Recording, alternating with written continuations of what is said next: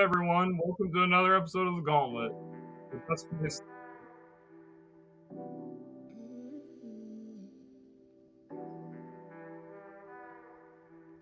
No, you guys got it. Come on. We gotta stop. Hold on. He's Denzel. He's JJ. I don't have anything else to say. I do. Trim your beard. Comb your hair. And we're here. You guys want to say anything before we start the show? I already said it. Trim your beard. You guys seem to have a lot to say while I'm talking. So I want to give you guys the floor. Go ahead. Get us some room. And the soccer bombs. Well, let's get Welcome to the Gauntlet, guys, where we talk NFL, we have fun, we enjoy ourselves. We don't have fun. Let's go into the rapid fire segment. You muted me. First topic that I want to bring up. What's the? Go ahead. And then we went and saw Carol. No, I keep hearing somebody's voice. It's over talking. I can't hear you over that. I don't know what's going on. We can hear. Guys, we got to figure out our sound stuff before the show starts. Okay, so all right. First question: should Dak Prescott feel disrespected that the Cowboys are letting him play his final year of the tour? They're not re-signing him right now. They're going to let him play it out. He could possibly leave next year in free agency. Should he feel disrespected? No. He might, but I don't think he should because he got his big money. He went this long and he only has 2 playoff wins to show for it. If the Cowboys wish to move on from him, I really don't think fans would have an issue with it. Okay. Yeah, he's stolen how many years of NFL or how many weeks of NFL paychecks? They gave Black Kirk Cousins $40 million a year for 3 years. Mm-hmm. If he feels disrespected, I don't know why. He's coming off the best season of his career, though. Yes, in the regular season, statistically. What happened when it got to the playoffs? Oh, the Dallas Cowboys happened. They got shit housed by Green Bay. Why does Kirk Cousins keep getting paid then? What does Kirk Cousins do? What's the difference? One guy gets paid. One guy gets all this money, doesn't do anything in playoffs. Dak doesn't do anything. He's just been. If Dak had been in the league as long as Kirk Cousins, he would be stealing the same length and amount of NFL paychecks. No, Dak is not better. Dak is better than Kirk Cousins. Better implies good. He's maybe less terrible, but if you look at the regular season numbers, the win-loss percentage, the touchdown to interception ratios, they're the same guy. One's white, one's maybe black. Anybody that's a competitor or played sports at any level would say that Dak Prescott should feel disrespected because he just had the best season of his career. He's under the most scrutiny. He plays for the team that's in the biggest market. And what happened when he got to the playoffs? He got bent over by the Green Bay Packers. Just like Kirk Cousins every time he gets to the playoffs. Okay. It's the same guy. Same guy. One's white, one's black. Same guy. Hold on. Since I'm not going to get to finish my point, JJ, go ahead. You got it. No, I thought I didn't. No, like every time I try to speak, Dom wants to take over the segment. So I don't got. Oh, how does it feel? I don't got time for it today. Dom, Yeah. like, Hey, at least I didn't skip you. Hang tight. Now, because there's 2 different points being argued in terms of the question. Should he feel disrespected? In my opinion, just from what I think I've known of him, I don't think he would, because at the end of the day, business is business. They have a right to not want to re-sign you because they're trying to get a Super Bowl. And yes, they have believed in you, but maybe they know he wants to win as well. So you have to motivate him, and sometimes this may be able to motivate you. I just went through where my guy had to request a trade, end up getting his money afterwards because he is like, we believe in him. He has to show it if he wants to sit there and really be with the Dallas Cowboys, or he may not want to be with Dallas. We often assume that everything is peachy keen in these places. He could be going through some really unfortunate situations that we don't know about. Maybe he wants to move, so I don't think he should feel disrespected at all. Because I mean, he's a veteran, he's a professional, he understands how business works. To go to the point about Kirk Cousins and Dak Prescott, they're good quarterbacks. No matter how you spin it, a team's job is to try to every year put themselves in the best position possible and survey the market to see who fits that qualification.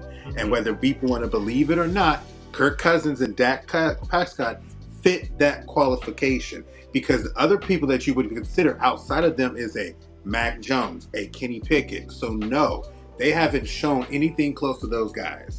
So at the end of the day, I don't think you should feel disrespected, and he is a good quarterback. Every quarterback struggles through times. We anoint Drew Brees. He has one Super Bowl, and he's consistently put up those records and consistently put his team in place. Regular season numbers.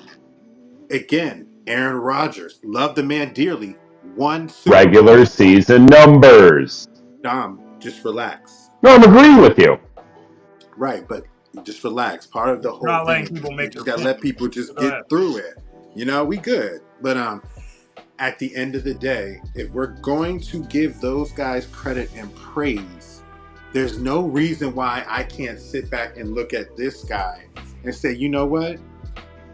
He might have done it. He's a good quarterback. If I lost Lamar Jackson and Dak Prescott was available, I would want him on my team. Straight up. But Lamar is great. Dak and Kirk are good. And it's funny because you almost slipped up and said, I don't remember if you almost said Dak Cousins or Dak Prescott. Same dude. Same dude. The Pistons are up 19 on the Warriors at halftime. Let's go. Wizards. James, what was you about to say? My whole thing was the Cowboys are just sending the message to Dak that they don't really believe he's the guy. After all he's done for the team, he's been a good quarterback. He hasn't been terrible. Everyone says he chokes in the postseason. Fair. Did he get? But there's other quarterbacks that aren't like being great in the postseason, and they're still getting paid like all this money. Think about Kirk Cousins. Think about other guys that have done that. How much money did Sam Bradford make in his career? He was literally Great point. I don't think Dak is that bad, and I also He's not bad. What are the Cowboys gonna do when he leaves? Like, what do they have a plan? Do you know that you're gonna be able to bring somebody to the team that's going to be better than Dak? And if so, The thing is, their O-line is not great like it was. So if they you can't just go get any quarterback because they don't have that line that they did, you know? But whoever they get, he won't be that much worse than Dak, and he'll be a lot cheaper. Riddle me this, people. Riddle me this, sir. Your boy in Detroit did not get his credit and waited 12 or 13 years before he got his first ring. There's no way anybody can sit there and say Dak doesn't have a chance, because if he didn't have that ring, Matthew Stafford, who everybody loves, He's Dan Marino at this point with a ring. We'd be in the same situation as those other guys, and he was a great regular season quarterback. 100%. But I agree with you 100%. But what do you guys think about what I just said? The Cowboys, what is their plan? If you're just going to let Dak go, then who are you going to replace him with that's better? I don't know what you're going to do, Dallas, because you don't have a Hendon Hooker. We do. Guess who's not getting re-signed? Jared Goff. So would you be surprised if the Cowboys drafted a quarterback? Yeah, no, this year? I would not. I they would should. Not. And you know what? And to your point, James, he is coming off of statistically his best year. But at the end of the day, Jerry Jones said a while back, you have no idea the size of the check I will sign for a championship. And they are results-based. They've always been a win-now team. It was the same thing with Tony Romo. He hangs hella stats in the regular season, gets to the playoffs, and, So for a team that is very Super Bowl oriented, because I wouldn't. there's only so long they can go off those 5 rings. If they You can't blame that on Romo though, like you can on Dak. Well, I've always said Romo needed a better defense, but that's another conversation. But if they want that one more ring, if Jared's gonna win one more ring before it's all over with for him, then they probably got to make a change. And like if I hope not. Dak's not doing it, and Dak is great. Me personally, I think Dak will somewhere else and win a Super Bowl. But I don't really know if making the change is going to get them that. It won't. It's a crapshoot, just like anything else. Nothing will get Dallas a ring until Jerry Jones either sells the team, which won't happen, or he dies. I think at the end of the day, if they make the decision to not sign him, they're not going to do it without having a plan. The one thing this team has never been is not been smart. They may not have increased their value or may have been more successful, but whenever they've got rid of somebody, they have always had a plan. Yeah. So I don't think if they got rid of him, they're not going to just be sitting there in the limb. Dallas is not a dumb team. They're pretty smart. But also, and let me just bring up one more point because I know we got to move on. At some point, they have to, and I'm looking at you, Micah Parsons, and I know you touched on this too, JT. At some point, you got to shut the fuck up and play football, okay? Even that part. Packers, hold on. Even though the Packers have now won 11 of their last 12 against the Cowboys, everyone on this panel knows they had no business losing to the Packers. No business. Other than it was the Cowboys. We all saw it coming. But here on Dom, you just said it. Why did they lose? Because they're the Cowboys. But point is, at some point, they got to shut up and play ball. They do. Yep. They do. Yep. No, I see all the points you guys are making, but I'm just... It all gets settled on the field. I'm going to be interested to see, like, what the Cowboys are going to do. How good are they going to be? What's going to happen with Dak? What type of season he has? But let's move on to Sports Morons of the Week, part of the show where we get to rant and get self-protest about the previous week of sports and all the stupid things that happened. I definitely... No, go ahead. My bad, man. I'm sorry. No, I have one, though. Go ahead.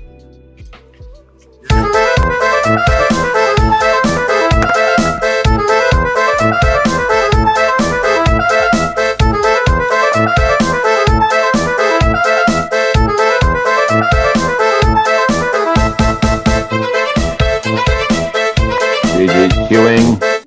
No one's saying anything. Sports Morons of the Week. I'm going to go first, and I'm going to talk about the news that was announced today.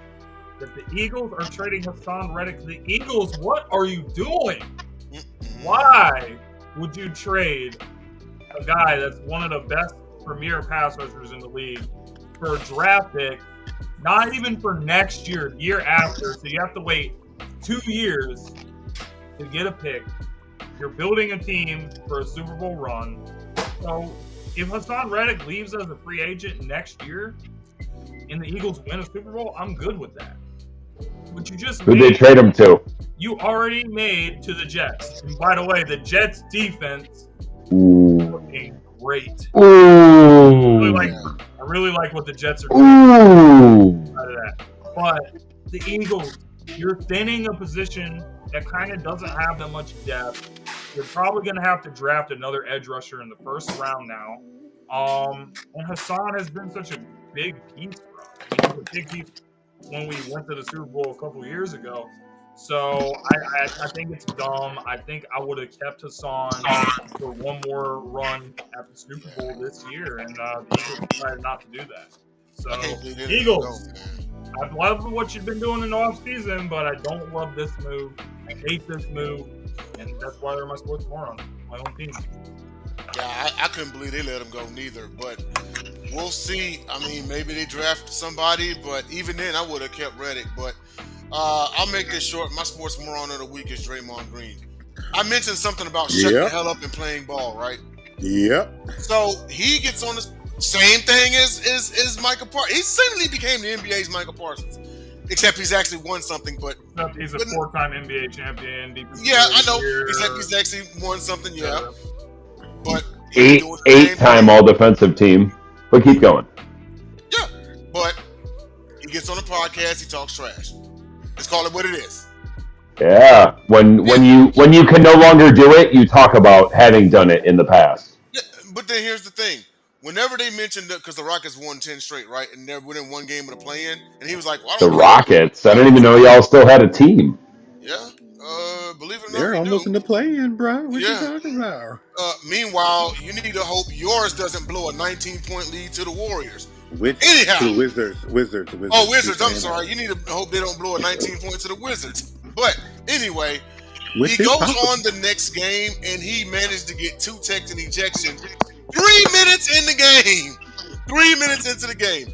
At some Draymond being Draymond. Now, I get it. The man is accomplished, but that was then, this is now. Right. Resting on his laurels. All-star. Yes, he's a 4-time NBA champion. No one's taking that away from him. But at some point in time, when do you start to become the team's anchor? Either come to Detroit or retire, Draymond. So, yeah, that was my sports moron of the week. Get talking all that stuff, and then you get kicked out 3 minutes. I'm talking about right at the tip off, 3 minutes in, and then boom, tech, gone. At some point in time, you have to. He had something. Was that a home game or a road game? That was a road game. Oh, he had something else going on. Yeah, wherever he was. Also, And they were AJ, facing I the think you can agree with this one too. When you've built up such a reputation, you have a target on your back. Those referees are looking for you to screw up. I've been there in my church league softball. I mean, Target on your back is the thing. It does not take much to get the target. It takes a lot to remove the target. You're also playing the 5 seed in the East right now when you had that technical, which is not. Maybe you want to go to Disney World. Which is not exactly a team that you want to get out like that. It's crazy. But Dom, I'll let you go because I have a sports mark, which is actually the same one that Jay just talked about. Mine goes to every person that's a decider for any team in the top 10 that thinks they want to draft J.J. McCarthy. This dude is a second round at best. Fringe talent. This dude did not average 200 yards passing in college. And now they're talking about Washington at 2. Minnesota in the top 10. Come on now. Like, no one. It's a smoke. Certainly not fucking J.J. McCarthy. He's not Tom Brady. But have fun, whoever drafts him. Enjoy that. Zesty 2 thumbs up. Spring tonic. Dom, He's got all the tools. Allegedly, but he did not have the opportunity to show them at Michigan because they ran the ball and ran it. And Blake Corum, coming into the draft, bald ass tires. You win like that in the NFL. Brock Purdy did it. Real talk? I'm just saying. Brock Purdy's from Iowa State. That's a different animal. But I will say there's no lengthy resume of shitty Michigan quarterbacks. My sports mark is definitely Draymond. Just for the simple fact of the matter is, you're not the same team you once were. You're not to say you can't figure it out because you've had some impressive streaks out here, but you're not in a position where that team can afford to lose you as you're trying to fight for a play-in. Houston is on your tail. Houston is right there, and they are looking better and better. And you guys are in the prime of your career. That's why Steph was crying. Because Steph knows this. Steph knows they don't have too much more time with the current way, and this is going to be the toughest road to a potential championship if they can get there. Because back in the day, it was kind of like, okay, he can miss a game. They're going to come back. They still have people to rebound. You missed this game. They blessedly came through, but thanks to Steph and the rest of the guys. But they need you if you're going to come and take down Oklahoma City. If you're going to try to take down Denver, you're definitely not taking down Denver if you're not there to try to go against Jokic. He's going to eat y'all alive. You got to be there, Draymond. Stop being... I get what you're saying, but it's literally 3 minutes in the game, man. That just does not add up at all. It's crazy. Plus, when you accumulate all those texts in the regular season, it carries over to the playoffs, and you get like 3 more, and you get suspended for a playoff game. And or what, 2? I've been telling people this all the time. He is wearing thin with this team. They're telling everybody everything looks cool and stuff, but he is wearing thin on this team. And yes, he may have been right about it, but when you punch Jordan Poole, that's when they start going downhill with you, bro. You basically just showed this team you aren't really a teammate. You were credited throughout your entire career at Michigan State throughout as being the excellent, the best teammate. Yes, you got a hothead, but you a veteran. You were a 3 or 4 time championship at that point. Why did you let him get to you? And now, because you did that, and yes, you had the backing. The reason why you were able to be okay with that is because Steph agreed with you. But now, it's like, yo, it's on us, and it was just moronic. At some point, when you get later into your career or a marriage, it's, do you want to be right or do you want to be happy? Well, there's a flip side to it that I don't think you guys brought up. The dude that is on the Rockets that called out the Warriors, he hasn't been playing for like the last 2 or 3 months of the season. So you're talking shit and you're not even playing right now. So if something backfires, like, your teammates are going to be pissed at you. So there's a flip side to what you guys are saying. Yeah, it is. It's true, but at the end of the day, like I said, do you want to be right or do you want to be happy? Well, I just think either way, but like, if you're gonna say Draymond is talking shit, like, this kid hasn't been playing and he's talking shit too. So we don't know what's gonna happen, but somebody's gonna get roasted, whoever loses. So we'll just have to see what it is. But let's go ahead and move on to our next topics. We are going to talk about the Philadelphia Eagles in their off season. Jay, do you have the graphic? There we go. Okay, so the Eagles have made a lot of moves this offseason, really been turning some heads. You can take it off now. Yeah. They've been really turning heads. They signed Saquon Barkley. They brought in Bryce Huff, CJ Gardner-Johnson, spent the year in Detroit. Now he's back in Philly. Signed Devin White. He signed a lot of players. Lost some guys as well, though. Lost DeAndre Swift, went to the Chicago Bears. Jack Driscoll, depth piece on the offensive line, went to the Miami Dolphins. So don't really know who's going to be the tackle behind Lane Johnson. And Lane Johnson has missed time with injury, so that's something to be interested in. And then obviously losing Hassan Reddick is probably the biggest loss. I think the Eagles are going to regret this decision. Because they don't have depth at edge rusher now. You have Brandon Graham and Josh Sweat and Bryce Huff and Nolan Smith, who you drafted last year. So other than that, a lot of inexperienced guys that are older like Brandon Graham, don't really expect that much production from him. So the Eagles are definitely better, and I think the Eagles are the best team in the NFC East, but how far is that going to get you? How far is that going to get you? They're going to get you back in the Super Bowl? Right now, I don't know. I think no is the answer. So you really got to get another edge rusher that's going to be able to make up for the production of Hassan, which may have to be another couple guys. It might be a guy from the draft and you make a trade and bring someone else in. The Eagles are definitely improved. The offense is fantastic, but the defense, that is what I'm worried about, and we'll just have to see what they try to do.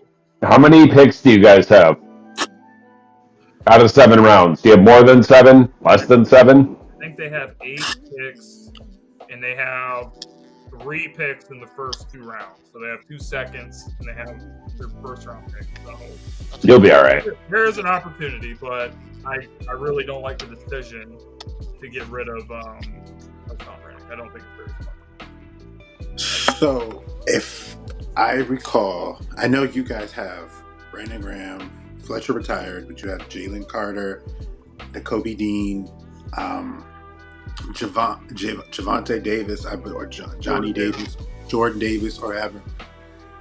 Every good team knows there's going to be guys that have to walk.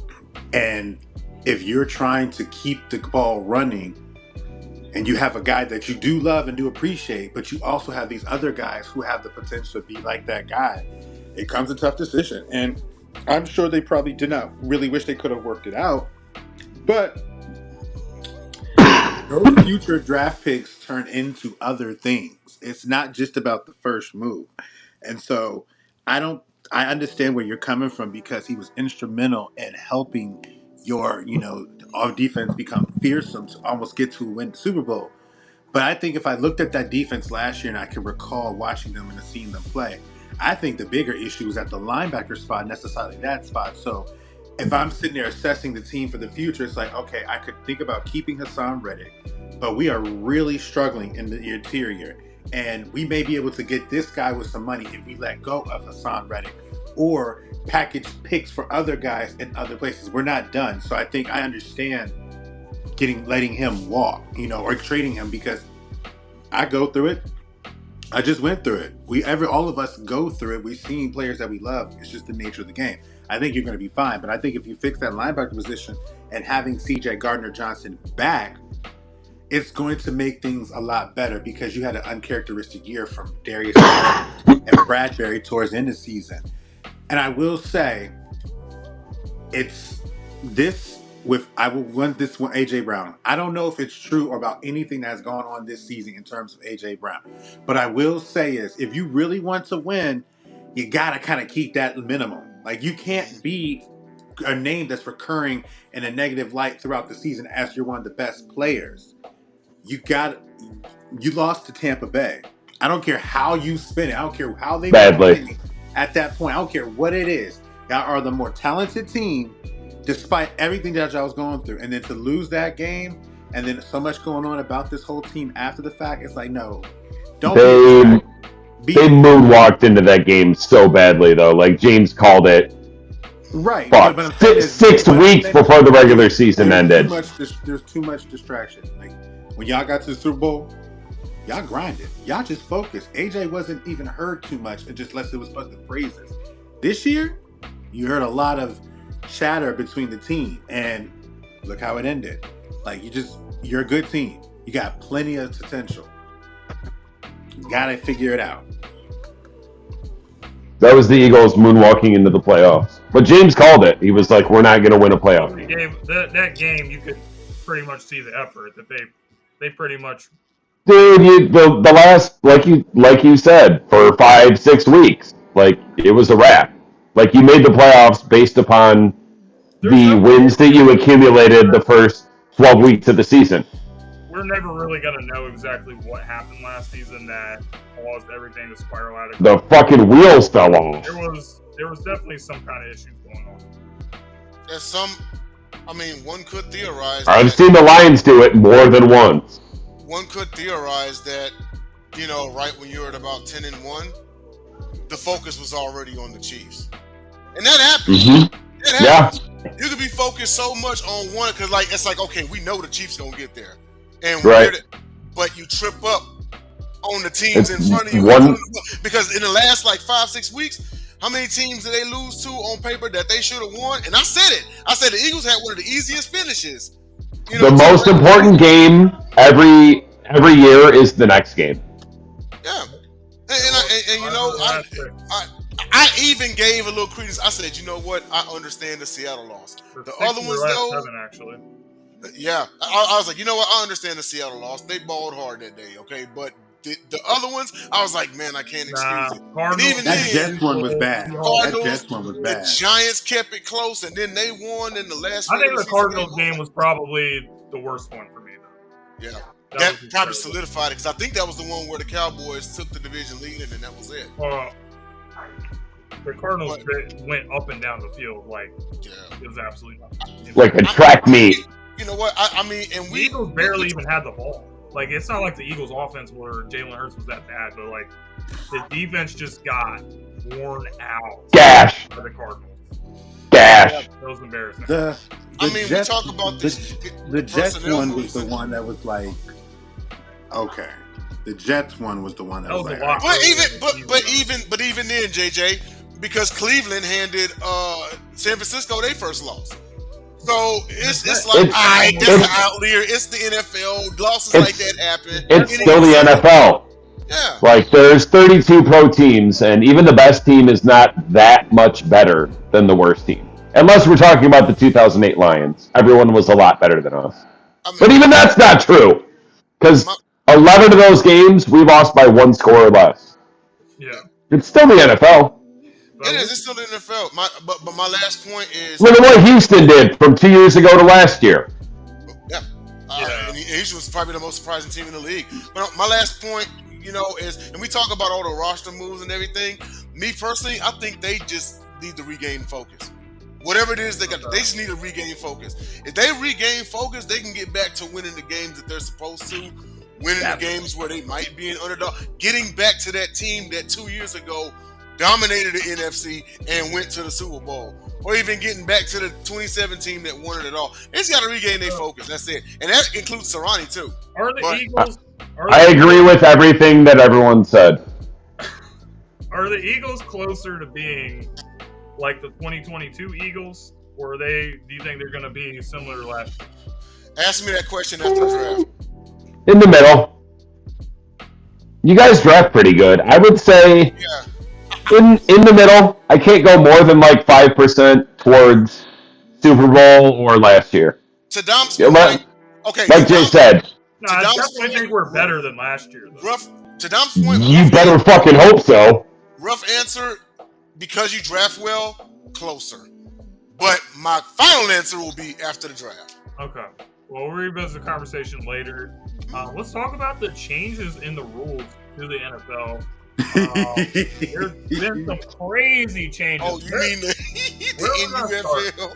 Do you guys want to start with the big stuff and like just work our way down, or do you guys want to start with like kind of a light stuff and then go deeper? Which direction? It doesn't matter. Huh? Just pick one. We'll all give our input. We'll go to the next one. All right. Pick one. I'm going to start us off slow then. I'm going to take it slow and steady. First rule that I want to discuss is the change of the coach's challenge, which previously was, in order to get a third challenge, you had to get both of the challenges correct. Now, if you get one of them correct, then you can still, possibly get a third challenge, even if you get like your second challenge wrong. So what do you guys think about that? I think that's a pretty good rule. I like that. It is. I like that change. I'm with it. Third challenge? I think they got it right. The refs are under such scrutiny, and they've made so many bad calls. Like, you shouldn't have to get two right to get a third one. Yeah. Me personally, I would rather the rule that they could be able to challenge in the last 2 minutes. But this is not a bad consolation prize. You get at least one challenge right, you get a third challenge. So I like the rule. You should never lose it. If you get a challenge right, I don't care if it's the first one, second one. I don't care if at some point you had 5. If you get a challenge right, that should not cost you a challenge. Like, I was right the first time. I'm going to hang on to that. Fuck you, refs. So, JJ, you got any thoughts about this challenge rule? I mean, if I understand correctly, if you win both, you get a third one, or if you... No, like last year... That was the rule. Both of them right, but now, if you get one of them right, and you get like the second one wrong, you can still have a third challenge. So you only need to get one right. I mean, I kind of liked it the other way. I'm not, because even if you're wrong, I think 2 is enough. And I think if you win both of them, you should get another one, because it showed that you are identifying a right play. Or you're identifying. I think if you're saying that, you get an extra one, even if you lose, just like, that's like a sportsmanship thing I read. And it's like, at the end of the day, I'm like, no. I get that. But at the same time, like, why would they give you 2 to start with, other than silently admitting, like, oh, the refs are fucking up? You shouldn't have to be right twice just to have the opportunity to be right the third time. I think it's one of those things with the referees, because we are imperfect human beings. I be telling people this all the time. There's never going to be a situation where you'll ever sit there and 100% agree with anything a referee does, because as much as you like this play, somebody's calling it crazy. As much as they hate that play, you're calling it great. So it's never going to be that. I think the challenges was put in place, and the reason why it's always a thing is because it's about those ones that you clear as day could honestly see. And then we don't understand all the rules. We don't see all the rules. And has anybody read the rule book? No. And it's way different us watching at home versus being on the field and having to make that judgment call. But we would be wrong a lot too. That's what challenges are for. You have to decide. It's a strategy to it. It's a strategy. You have to decide. Okay, Yeah, do I want to challenge it? do I need, if I use it now, okay, and I win that. But then the next time something happens and it's worse and we're in this game, I used it earlier and I was wrong. That's my part. I gotta judge that. It's a reason why you only get two, because it's like you have to be sure, like, okay. Yeah, we're not losing. it's risk reward, opportunity cost. Yeah. Like at the end of the day, it is Like, what it do is. you really want to use a challenge 3 minutes into the first quarter? Let me ask the coach that. Let me ask the coach of a coach or organization, like, which would be more important? Because if a challenge you lose it, you lose a timeout. Are you still okay with losing the timeout? That's the thing. That's why maybe sometimes you make that challenge in the first quarter. Did you lose timeout in the first quarter? No big deal. But again, risk reward. It's not being able to challenge that like before. It's like Jay said. You get to the end of the game and there's like a call that's a receiver didn't get both feet in bounds or something, but you can't challenge it. Right, and it's fucked up because it's like, oh, you can challenge the refs all you want for 48 minutes, or for 46 minutes. I like the rule. So let's talk about some of the other ones, some of the big ones.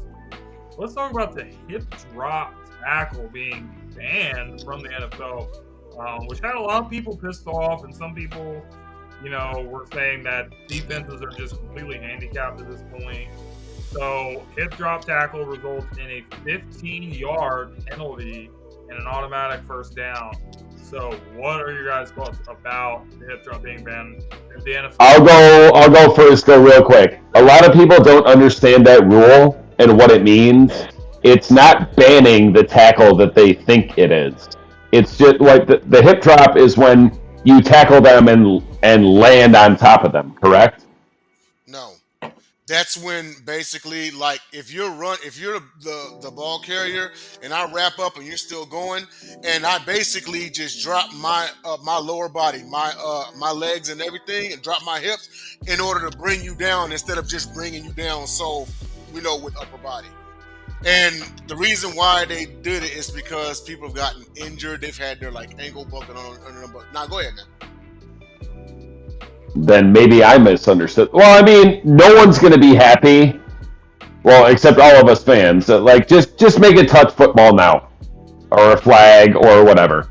So you're saying eventually, all you're going to be able to do is walk up to them straight up, wrap them up, evidently not drop your hip, because apparently you can't use your weight to tackle someone. Yeah. It's just make it flag football. I kind of disagree with the anger and the outrage on this, because I understand why they did the move. There are women, there are mothers, there are people out here that are saying, no, I don't want you to play this game because this and this. They have clear definitions of where to tackle. Do we agree with it? No. Is there a clear definition of where to tackle? Yes. What this rule seems to be inviting is gang tackle. Because if you can gang tackle, you already have him at one point, the other person's already there, and you take him down. They know that injury comes with this game, no matter what. But when you have wives that have husbands who listen to them, and they're telling their family, oh, I don't really want my kid playing this. Yes, whether you think they're going to withstand it or not, of course they will. But do they have to be cognizant of what the people are doing? Yes, they have to at least try.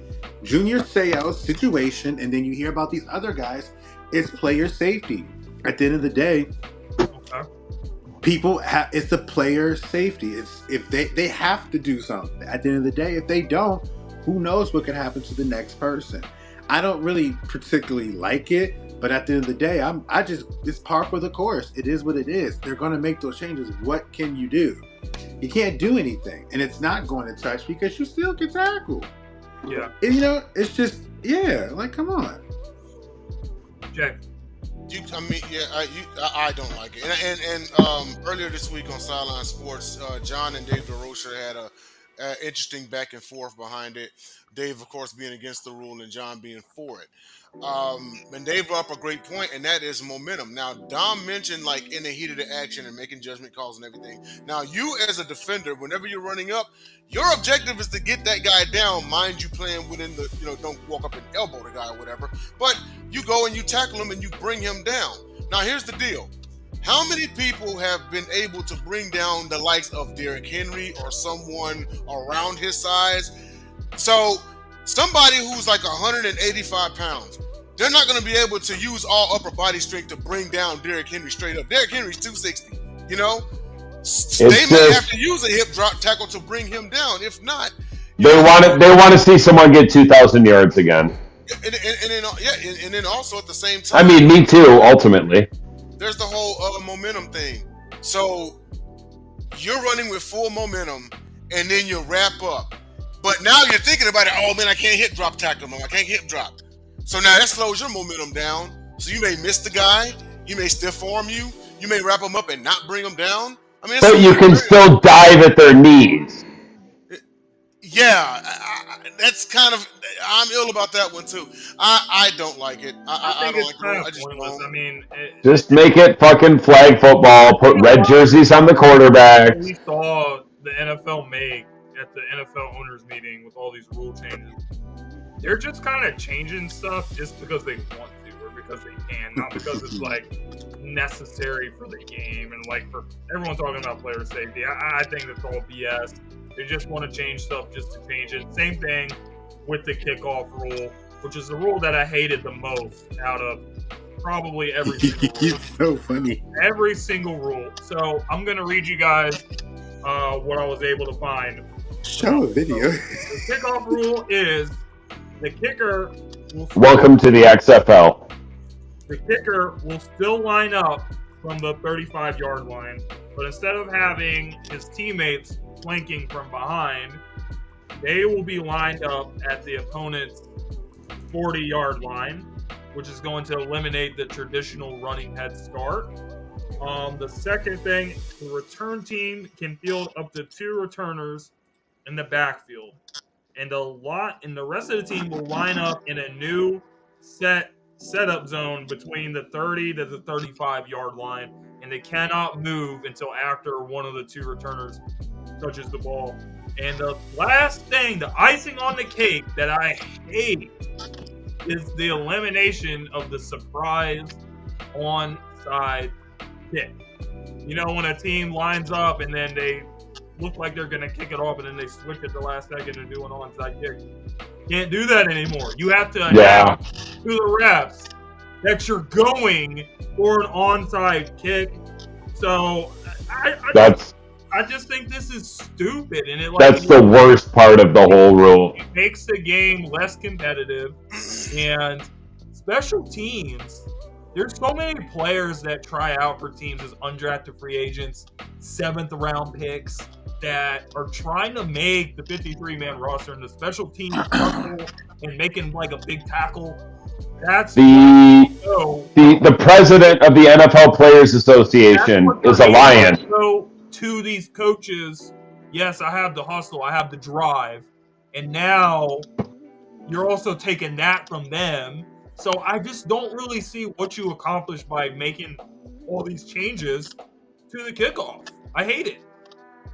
The president of the NFLPA, Detroit Lion, Jalen Reeves-Maybin, is a special teams dynamo.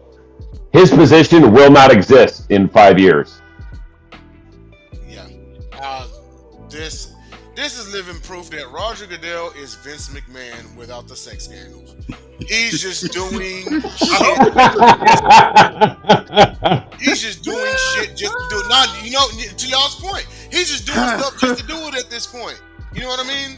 So this is why I've said for the last 10 years he is the worst commissioner in sports. And now you see why. So, I mean, I don't know, man. Like, they fucking dead. You can't surprise onside kick. You can't hip drop. And one more thing on the hip drop tackle. Who's to say that someone makes a tackle, gets dragged a little bit, and then goes down. So he really didn't hip drop tackle him, but he gets flagged for it. Flag for a hip drop. How many times will we see the Lions get flagged for a hip drop where you're like, that wasn't a hip drop? Yeah. But back to the kickoff thing. I mean, they think this is going to make the game exciting. I think it's going to be worse. I don't know. I don't know if they want to see more kickoff returns for touchdowns or what's going on. But we'll see what's going on with this. I'm really looking to the end of next season to see just how much of an impact that this makes. The kickoff was not needed. That was just not needed. I just don't understand. It just looks so weird. I mean, like, I'm just like, I don't. It seems like it would invite more possible injury because it's less field to maneuver, and it's more people in such a smaller space. And it's like it's just less people running fast for longer distances. It's not going to affect injuries in a positive way. Right. I don't think it is. There literally was no reason to make. I understand the challenge thing because it could help a team, right? As much as I'm against it, I at least somewhat understand the hip drop thing because injuries, right? I'm still going to stand on my side, but I at least see the other side of the fence. I do not. I do fucking not understand this one. This one has literally no merit to it. It has no positive outcome, in my opinion. It has no reason. Goodell is just doing shit just to do it. He woke up one day, drunk off Mad Dog that cost $500,000, and was like, "Hey, this one is definitely just doing it." Yeah, and he was like, "I'm just gonna throw something at the wall and see if it sticks." Well, why? What about spaghetti rules? Like, why are they doing that with the onside kick? That's really what I don't understand. Like, why? The whole point of it. They already changed the onside kick rule a couple years ago, to where you can't get the run up. Sorry about they don't want anyone to recover an onside kick ever again. Apparently, it's I'm blaming Vegas personally. Yeah, that's all in Looking all, at you, Vegas sports books. all in all, one rule change, cool. The second one, not cool. It's like this segment between the three was kind of the good, the bad, and the ugly. Which one's bad and ugly? I'll let you determine which is which.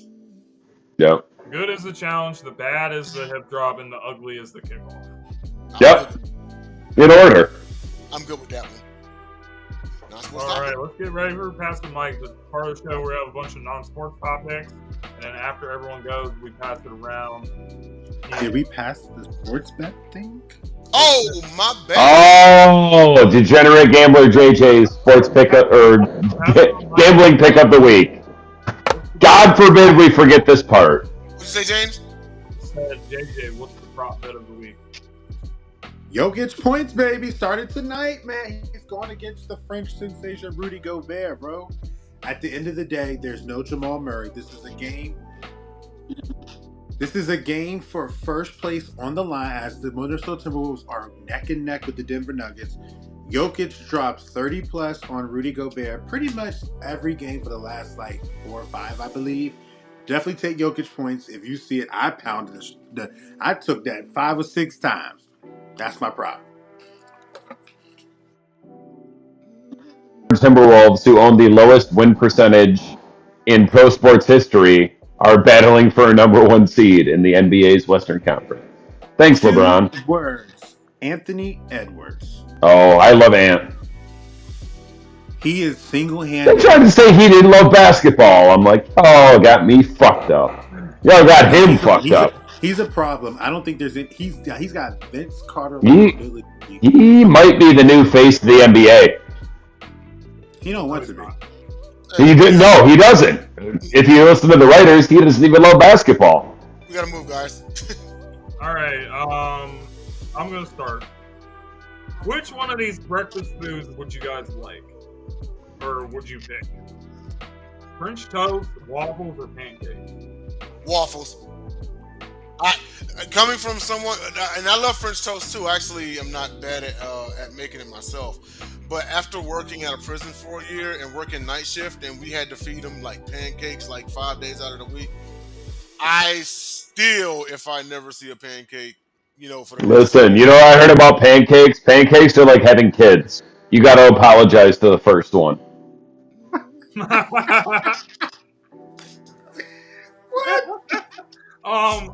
Damn.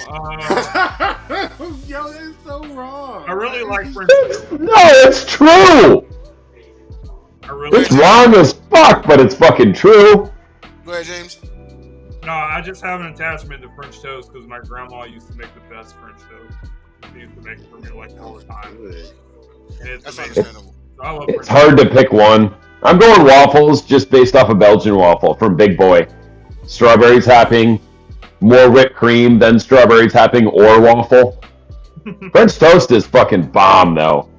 It is. I think Good pancakes are really good. Because you can put anything in pancake batter. Chocolate chips, any kind of fruit, nuts, any, maple syrup, fruit syrup. I really think pancakes are the most boring out of the three of them. I would agree. I like waffles Ironically, they have that's like my favorite. I have a huge attachment, like to breakfast. It's hard to pick any sort of breakfast food because you can eat breakfast any meal of the day. I'm getting everywhere, so I like it. I actually love pancakes the most. Well, don't be a slob or wear a bib, JJ, or just take your shirt off. Whatever. JJ, what's your reason? Pancakes has always been my favorite because I love the way the syrup seeps into it. I do love, just like I grew up on, I eat waffles, of course, all the time, and French toast too. But with French toast, I need that joint to be a little crispy. I need that crisp because I need to feel well done. French toast is the easiest one to fuck up. But I actually enjoy the dipping it into the egg batter first and then watching it, develop. But pancakes for me, it is the one because that first one is always going to be the one that's like, not the Yeah, it's that first child. But you'll get there, and it'd be so good. I'm actually about to make some pancakes tonight. That's why everyone has at least 2 kids. Or that first one was so fucked up, they're like, I gotta pass the mic. I'm passing it to Jay. All right. Y'all already know I'm going music with this shit, so. Okay. Scenario. You are offered 2 deals by 2 different record labels. Which one would you sign? A 3-album deal, $1.2 million advance, a 5-city tour in Asia, including Tokyo, the world's most populous city, or a 5-album deal, $300,000 advance, 10-city tour in Europe. Oh God! I'll go real quick. Give me that money up front, because ain't nobody making money selling albums. Wait. The second one was a 10-city tour? 10-city tour in Europe. Yeah. Because I'm thinking about merch. You can make way more money off merch than selling albums. Fuck, I don't know. Come back to me. What's the question? All right, all right, one more time. You've been offered 2 deals, okay? First deal you're offered, 3-album deal, $1.2 million advance, 5-city tour in Asia, including Tokyo, the world's most populous city. Or a 5-album deal, $300,000 advance, 10-city tour in Europe. I can't get a U.S. tour? Too easy. Give me the Europe. Oh my gosh. I would rather go to Europe. I've been there touring, and I'm going to be visiting a beautiful place. And I will get my connections up and give me the Europe 10-city tour all day. We can go to Italy. We can go to France.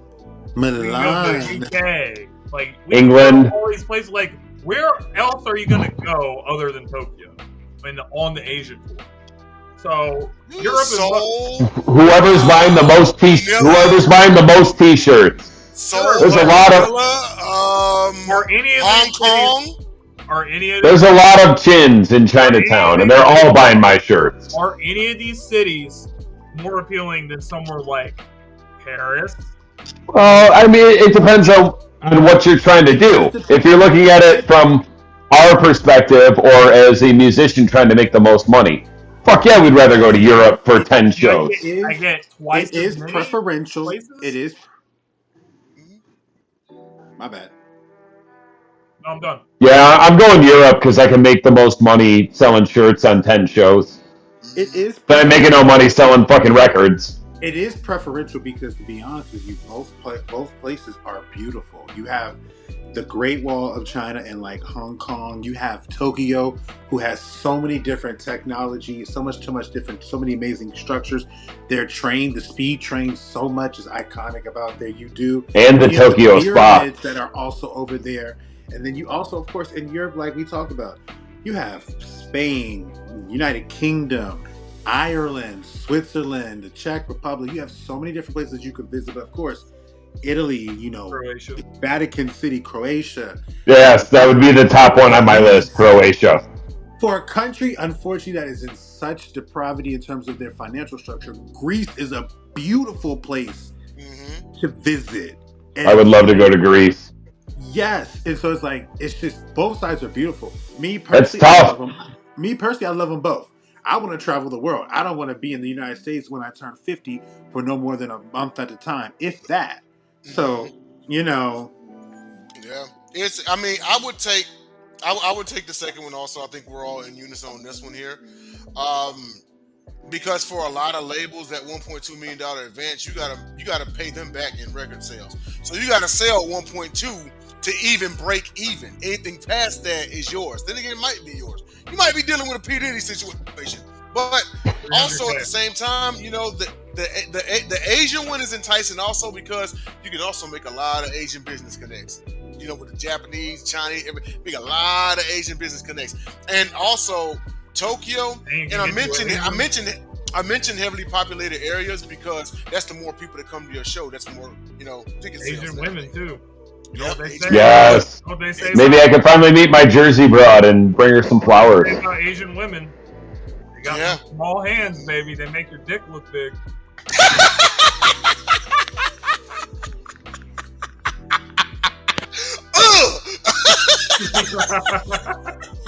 Honestly, if I'm going to be real, clip that. I'm going to take it back to music. As much as I watch these dance videos, I love the way Asians and other people in like Japan or China dance. They dance very well. They're very precise. And the women are beautiful. The women are actually beautiful. They said Diddy would love the push. I was with a faux Asian for 7 years. It's a fascinating culture. I'm not gonna lie, it is fascinating. Just from the stories, just from what the stories represent to life, and of course, martial arts being in how that in everyday life.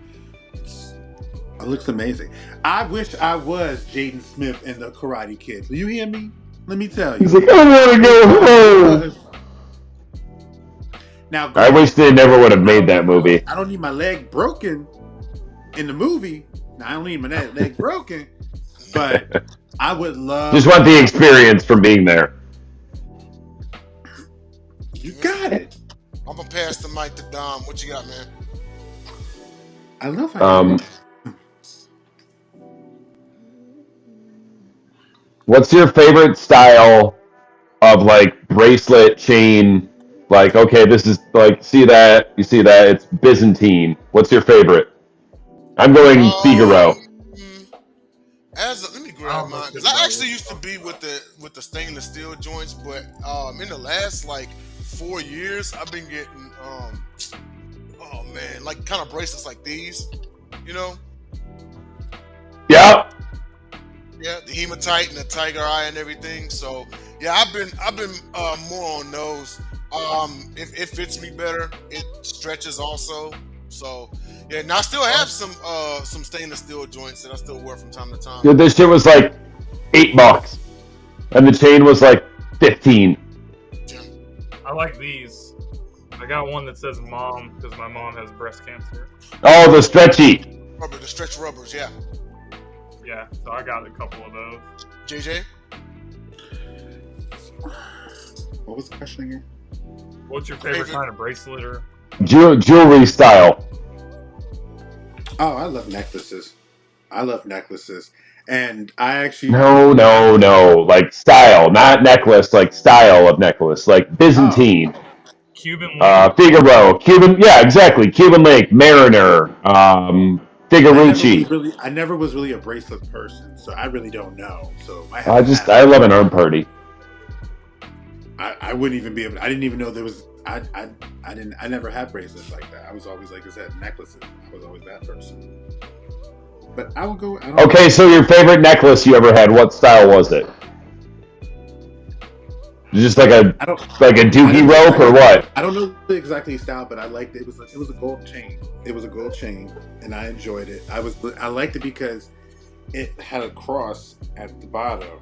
Because my grandfather gave it to me, and I loved it, and that's why my favorite one. But the one I actually want, I would love to go to Venice Beach in California, because they say, you know, of course, sharks go through 1,000 teeth throughout their life. Oh, shark tooth charm. And washed it up on a sand beach on the sand. I'd love to make a necklace of a shark tooth, whether it be small teeth and I'll make it to one big necklace like the Black Panther, or a giant tooth that hangs at the bottom. I want one. Yeah, So shark tooth charm. Fuck yeah. Good answer. The beach is amazing. I went there on my vacation last year. it looks like it is, man. I saw Hulk Hogan working out on Venice Beach in 1987. I watched the sunset on the Venice Beach. Oh, dude, a sunset on the beach. There's nothing like it. It was beautiful. JJ, what you got? You passing the mic to JJ or what? He's the only one that's left. Who else you gonna pass? Actually, no. Okay. We can do this. All right.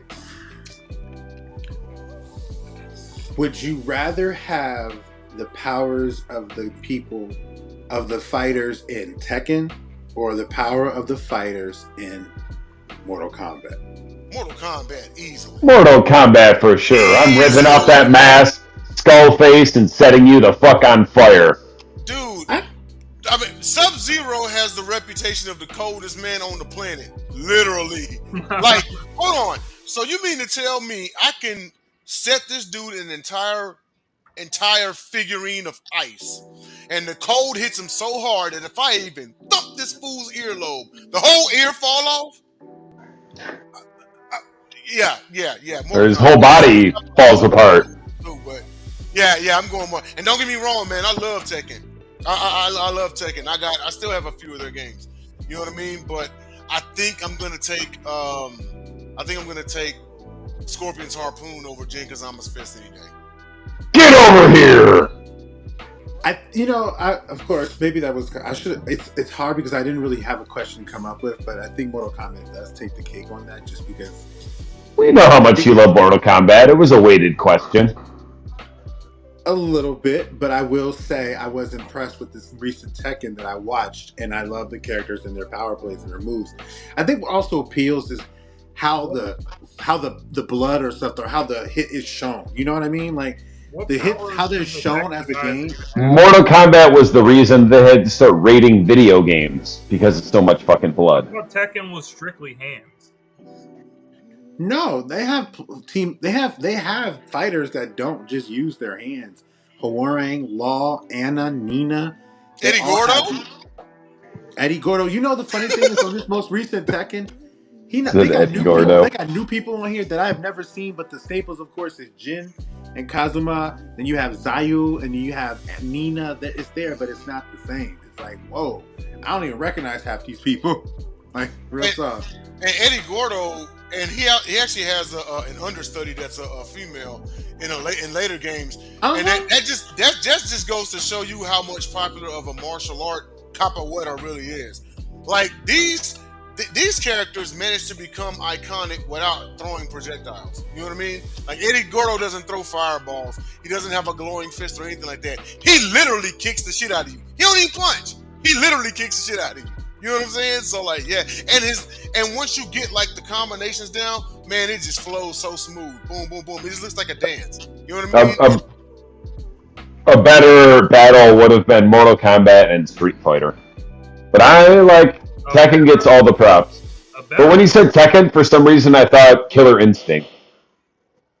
Well, actually, I'm gonna say Super Smash Bros. Versus Mortal Kombat would be the best, because Super Smash Bros. Was a fighting game that took characters from all these different franchises, and you can fight each other, including people from Tekken, like the Kazuya guy or whatever his name is. He's he's on Super Smash Bros. He's actually really good. I actually didn't know. Hey, do you have the Smash Brothers with Kratos on it? I'm not sure if he's on the new one, but I love his story. I mean, they have all characters from Nintendo. They have people from Street Fighter on there. Sonic's on there, yeah. I know Ryu's on there. They have all the Smash Bros. Is a great. It was such a great idea. So I gotta catch up on Smash Brothers, man. I remember playing the first two, and then I fell off from it. But get a Switch, bro. Yeah, that might be my next one. I'll play with you online. I'm just waiting on the EA Sports College Football, and then I'm gonna get a PS5. Sweet. Sweet. Well, I guess that's all we have time for tonight, guys. But thank you guys for tuning in to the Gauntlet, the home of whatever the fuck this is. I don't even know at this point. But we will see you guys. TVM. I don't even know. I actually don't even know what we do after that. But we do it. So show up. We'll do it next week. So we'll see you guys next time.